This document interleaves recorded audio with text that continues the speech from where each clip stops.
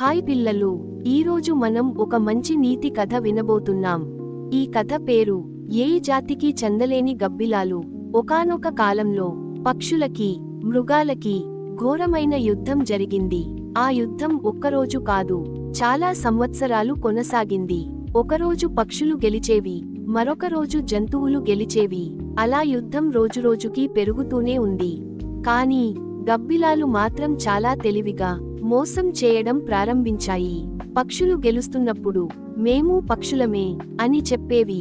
జంతువులు గెలుస్తున్నప్పుడు మేము జంతువులమే అని మారిపోయేవి. ఇలా గబ్బిలాలు రెండు వైపుల వారిని మోసం చేసేవి. యుద్ధం జరుగుతున్నంత కాలం ఈ విషయానికి ఎవరికీ తెలియలేదు. చాలా సంవత్సరాల తర్వాత పక్షులు, జంతువులు యుద్ధం వల్ల బాగా అలసిపోయాయి. అప్పుడు వాళ్ళు ఒక నిర్ణయం తీసుకున్నారు.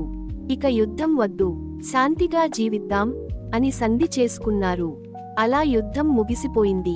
కాని ఇప్పుడు గబ్బిలాలకు ఒక పెద్ద సమస్య వచ్చింది. ముందు అవి పక్షుల దగ్గరకు వెళ్ళాయి.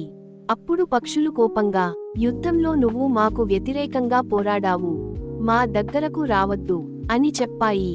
అది చూసి గబ్బిలాలు బాధపడ్డాయి. తర్వాత అవి జంతువుల దగ్గరకు వెళ్ళాయి. కానీ జంతువులు కూడా, నువ్వు మమ్మల్ని కూడా మోసం చేశావు, మాకు నీ అవసరం లేదు అని దూరం చేశాయి. అలా గబ్బిలాలు ఇటు పక్షులు కాలేక, అటు జంతువులు కాలేక ఒంటరిగా మిగిలిపోయాయి.